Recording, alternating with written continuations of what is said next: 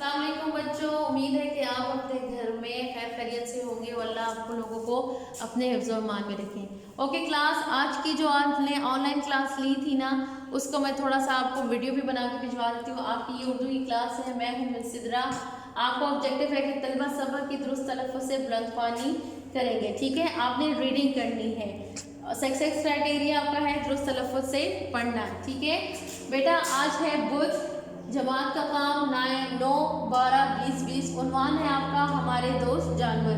मैंने आपको अभी बताया कि कुछ जो जानवर जो है हम लोग पालतू जानवर यानी घर में शौक की खातिर रखते हैं, जैसे मुर्गी हो गई, कुत्ता हो गई, बिल्ली, बकरी, गाय, ये पालतू जानवर है। ये हमारे लिए ज़रूरत भी है। जैसे मुर्गी हमारे लिए अंडे देती है, कुत्ता हम घर की रखवाली के लिए रखते हैं, बिल्ली हम लोग ज़्यादा शौक के लिए पालते हैं, बकरी और गाय से हम दूध लेते हैं, ये भी हमारी ज़रूरत के लिए इस्तेमाल होती है। ठीक है, अब जो दूध देने वाले जानवर हैं उनमें हैं गाय, भैंस, बकरी और ऊँटनी।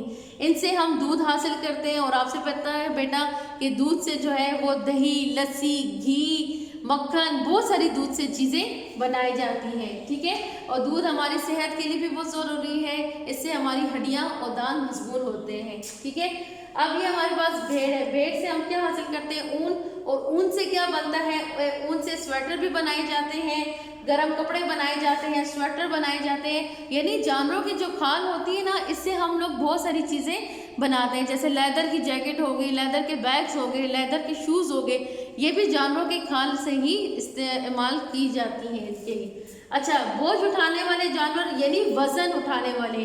अब ऊंट गाड़ी होती है, इस पे लोग वजन लाते ले जाते हैं। गधे पे लोग जो है वजन लाना, आपने अक्सर देखा होगा ना, स्ट्रीट में भी देखते हो, इसके अलावा सड़क पे भी देखते हो कि गधे के साथ उन्होंने गाड़ी बनाई होती है और उस पर अपना जो है लाना सामान लाना ले जाना करते हैं।